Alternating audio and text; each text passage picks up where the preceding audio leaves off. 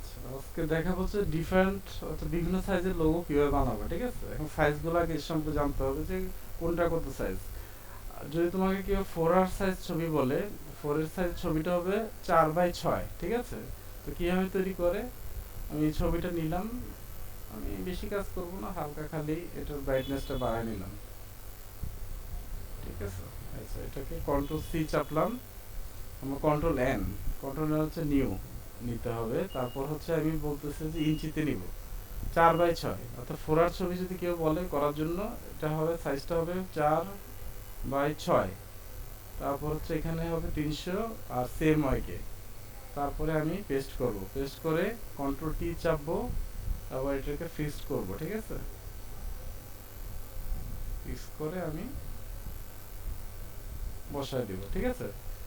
তো আমি control A, control C copy করলাম, তারপর হচ্ছে আমি A4 সাইজ পেজে নিলাম। এইটা হচ্ছে 4R সাইজ ছবি, আমি এটা এখানে রাখলাম, এখানে লিখে দিচ্ছি 4R ছবি, তাহলে সুবিধা হবে বুঝতে। 4R,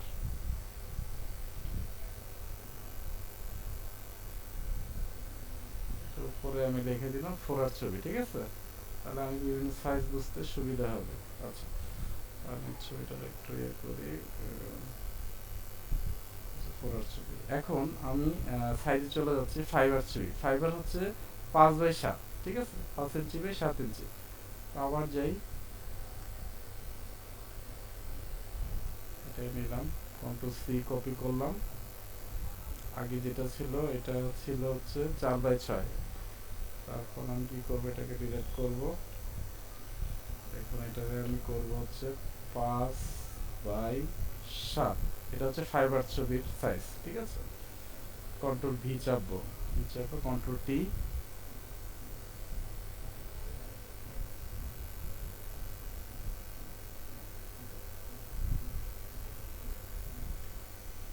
control C, control control A, control C, ঠিক আছে? অল সিলেক্ট সি, পেস্ট করলাম। দেখো এখন ছবিটা যখন আমি রাখবো, বুঝতে পারতেছো এটা ছবির সাইজটা একটু বড়। তো কন্ট্রোল টি চেয়ে এটা বাঁকায় দিলাম আমি, তোমার বোঝার জন্য যে সাইজের ডিফারেন্স যে আছে, ঠিক আছে? তো এটা হবে হচ্ছে, এটা হচ্ছে 5R, এটা হচ্ছে, এটা লিখলাম হচ্ছে আমি 5R। তাহলে 5R আর হচ্ছে 4R আর 5Rটা বুঝলা, ঠিক আছে? আবার যাই এখানে, 5R এর পর হচ্ছে এখানে আছে 5L, এটা এক ধরনের সাইজ, বাট এটা কমন না, ঠিক আছে? 5Lটা, ঠিক আছে? আমার কাছে আছে 6R, 6x8। 6R বলতে বলতে 6x8 আমি কীভাবে করবো, same S control A, control C, ঠিক আছে? এখানে এখানে যাব, এটা ডিলিট করলাম। এটা 6R করতে গেলে আমাকে, হ্যাঁ 6R করতে হবে, উপরে 6x8, ঠিক আছে? 6R, তো এখানে দিলাম, এটা একটু বড়।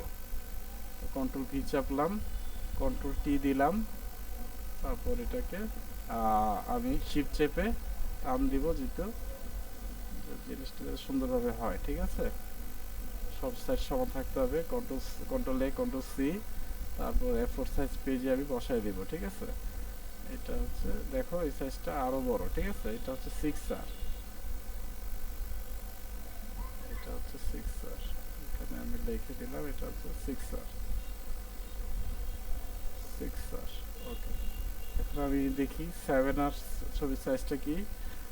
7R বলতে কিছু নাই, 8R আছে, 8x10, 8x10-এর যদি কোনো ইয়া হয় আমাদের প্রিন্টিংয়ে, অর্থাৎ আমরা যারা লোকাল প্রিন্টার, যারা ব্যবসা করতেছে কম্পিউটার ব্যবসা, তারা কিন্তু এটাতে প্রিন্ট করবে, এটা প্রেসে চলে যেতে হবে। কারণ আমাদের 8.5/14 হলো ইয়ার সাইজ, ঠিক আছে? আচ্ছা, এটাও হবে, আমি একটু দেখি, আমি 8x14, 8x10, তাই না? 8x10 হিসাবটা করি আমি, বুঝতে পারবো। কন্ট্রোল সি চাপলাম আবার, এই ছবিটাই 8x10, তাহলে এখানে 8/10। আচ্ছা, এখন কন্ট্রোল ভি চাপি, কন্ট্রোল টি, শিফট ধরে টান দেই, শিপ ধরে গেলে সমান হবে, ঠিক আছে, না হলে জিনিসটা ইয়া থাকবে। এখন এখন এখানে কিছু কাজ আছে দেখো, আমি যখন করতেছি কিছু অংশ বাদ যাচ্ছে, দুই জায়গায় খালি অংশ থাকে, এখন এটা ফিল আপ করতে হবে। তখন কি করব, এই দেখো সিলেকশন টুলটাকে দিয়ে যে খালি জায়গাটা আছে এখানটা আমি সিলেক্ট করব, ঠিক আছে, করে এডিটে গিয়ে ফিলে ক্লিক করব, ওকে করব।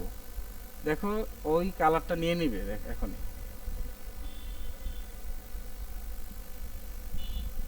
দেখো ম্যাজিকের মতো ওই জিনিসটা হয়ে গেল একদম, আমার কিছু করতে হলো না। সেম এজ এই পাশেও আমার কিছু অংশ খালি আছে, তাই না, এরকম হবে। তাহলে কি করতে হবে, কাস্টমারও খুশি, আর তুমিও কাজটা কি একদম নির্ভুলভাবে ফিল দিয়ে করতে পারবা, ঠিক আছে।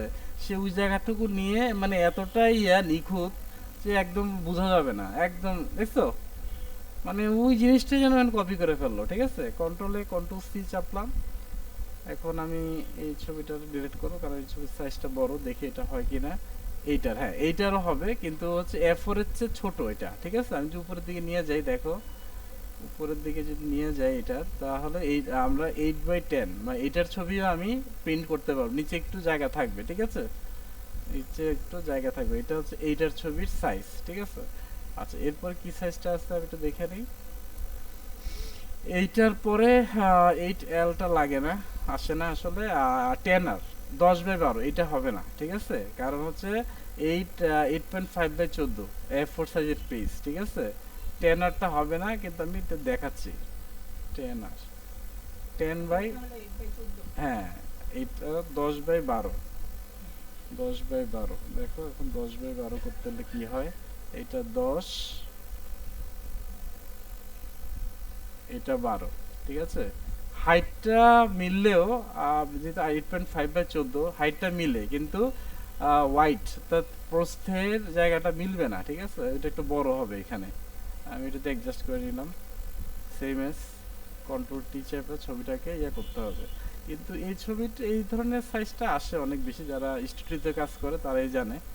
তারা A4 সাইজ বুঝে না, তারা বুঝে এই যে এইগুলা। তখন আবার সেম এজ দুই জায়গায় যদি জায়গা থাকে, আমি সেম এজ এই জায়গা থেকে আগে সিলেক্ট করে নেব সিলেকশন টুল দিয়ে, ঠিক আছে, তারপর ফিল। তাহলে কি জিনিসটা সুন্দরভাবে ফুটবে, ঠিক আছে। এটা দেখা যায় অটোমেটিকলি ওই জায়গাটা ফিল আপ করে দিবে একদম ইয়ার মতো। ফটোশপ হচ্ছে অনেক আসলে অ্যাডভান্স লেভেলের একটা সফটওয়্যার, যেটা আসলে মোবাইল সফটওয়্যারে এই জিনিসগুলো করা যাবে না, সম্ভব না, ঠিক আছে। আচ্ছা এটা হচ্ছে কাজটা, দেখো হয়ে গেছে, ঠিক আছে, এবং সুন্দরভাবে হয়ে গেছে, বোঝা যাচ্ছে না কিছু। সেম এস আমি এই পাশটাও আমি মিলাই দিব, কন্ট্রোল ডি চাপে এই সিলেকশনটা আমি উঠাই দিব আগে, ঠিক আছে। আবার এই সিলেকশনটা করব এই পাশে, তারপরে হচ্ছে এডিট ফিল, ওকে। এই জিনিসটা অনেকে জানে না, ম্যাক্সিমাম যারা আছে মানে এই ধরনের কাজ করে, অনেকে দেখি যে এই জিনিসগুলা ওই যে ক্লোন টুল দিয়ে ঘষে ঘষে করার জন্য, তখন দেখা যায় মিলে না, অনেক জায়গায় স্পট থাকে, ঠিক আছে। আর এটা হলো একদম প্রফেশনাল, তুমি যে এটা করবা এখানে একদম এটার সাথে খাপ খাইয়ে ফেলবে, শাড়ির সাথে ম্যাচিং করে ওই শার্টটা দেখবা যে কপি হয়ে যাচ্ছে, ঠিক আছে। এটার ফ্যাসিলিটি হচ্ছে এইটা। হ্যাঁ দেখো এখন এটা অ্যাডজাস্ট হয়ে গেছে, ঠিক আছে।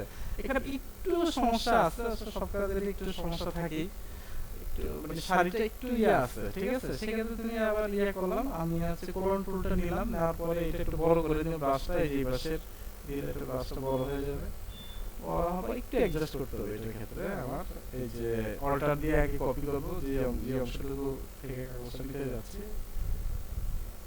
এটা একটু হালকা কাজ আছে, যেটা হালকা করে করতে হবে, ঠিক আছে। এখানে একটু কাজ আছে, একটু হতে পারে, এটা একটু সময় নিয়ে করতে হবে, ঠিক আছে। এখানে কাজটা একটু সময় নিয়ে করতে হবে, এটা অ্যাডজাস্ট করার জন্য, ঠিক আছে। এখানে আবার কিছু একটা এটা চেয়ারে ছিল, যাই হোক একটু মুছে ফেলছি, যেহেতু এটাও আমি এটার সাথে অ্যাডজাস্ট করেই ফেলছি, না বোঝা যায়, ঠিক আছে। এখন ঠিক আছে, এখন এটা ঠিক আছে, কিন্তু এইটা কিন্তু এখন বসানো যাবে না। আমি কন্ট্রোল এ দিয়ে কন্ট্রোল সি চাপলাম, তারপর যদি আমি A4 সাইজের পেজে বসাতে চাই, এটার সাইজটা অনেক বড়, ঠিক আছে, এটা অনেক বাইরে চলে গেছে, ঠিক আছে। এই এখন আরেকটা সাইজ আছে ফাইনালি, যে সাইজটা আমাদের এটা হচ্ছে A3 সাইজটা সাধারণত মানে মানে A3 সাইজটা সবচেয়ে বড় হয় আর কি, ঠিক আছে। হ্যাঁ, A3 সাইজটা হচ্ছে, আমি যদি দেখাইতে চাই, আমি A3 সাইজটা আসলে আছে কিনা দেখতে হবে আগে। আচ্ছা, আমার ইন্টারনেটে চলে গেছে। আচ্ছা, এখন আমি দেখি A3 সাইজের পেজটা, এটা সাধারণত কম জায়গায় দেখা যায়। A3 সাইজটা দেখি, A3 সাইজের কোনো ইয়ে আছে কিনা। এখন A3 সাইজ হচ্ছে ব্যবহৃত হচ্ছে বিয়ে বাড়ির, বিয়ের কোনো কাজের জন্য, ঠিক আছে। অর্থাৎ যারা বিয়েতে ইয়ে করে, বিভিন্ন অনুষ্ঠান করে, সেক্ষেত্রে A3 সাইজটা ব্যবহার করে, ঠিক আছে। আমি দেখি A3 সাইজের পেজটা আমি পাই কিনা। এখানে সাইজটা এখানে দেওয়া নাই, এখানে টাকা উল্লেখ আছে, বাংলাদেশে আসলে রেটটা কিরকম হয়, ঠিক আছে, এখানে ওই রেটটা দেওয়া আছে। যাই হোক, এটা এক এক পেপারের সাইজ না, এটা হচ্ছে প্রতি পিসের দাম কত, ঠিক আছে। এটা এক এক এলাকায় হচ্ছে এক এক ধরনের। আর্জেন্ট হচ্ছে 40 টাকা, এটা আমরাও নিই।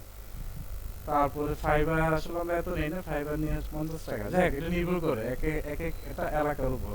আচ্ছা, আমি A3 সাইজের পেজটা বের করি। A3 সাইজ পেজ ইঞ্চিতে কত হয়, ঠিক আছে। A3 সাইজ হচ্ছে বিয়েতে বড় অ্যালবাম, বর কনের যে ছবিটা হয় সেটা হচ্ছে A3।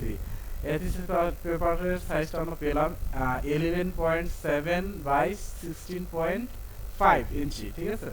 তাহলে আমি প্রথমে দিই 11.7, আমি ইঞ্চিতে দিলাম 11.7, 11.7 দিলাম। তারপরে হচ্ছে এটা হচ্ছে 16.5, 16.5। তাহলে এটা অনেক বড় সাইজ, ঠিক আছে, এটা অনেক বড় সাইজ। যখন এটা প্রিন্টে গেলে বুঝতে পারবো আমরা, এখন এখান থেকে বুঝবো না কিছুই।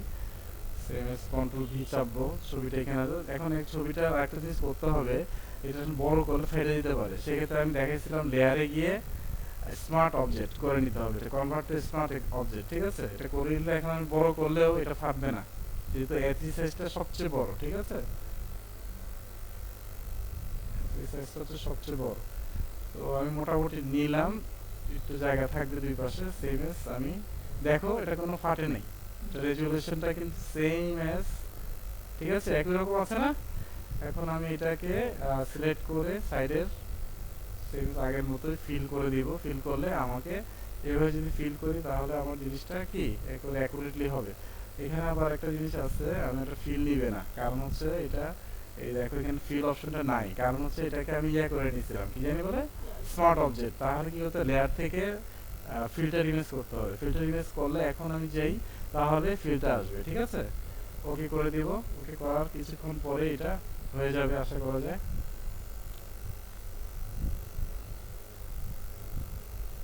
তো এটা হয়ে গেল, এক পাশ হয়ে গেল। এখন আমি সেকেন্ড পার্টে যাব। সেম এস আমি এই পাশেও এটা সিলেক্ট করব, এখান থেকে এডিট, তারপর হচ্ছে ফিলে যাব, তারপর হচ্ছে ওকে।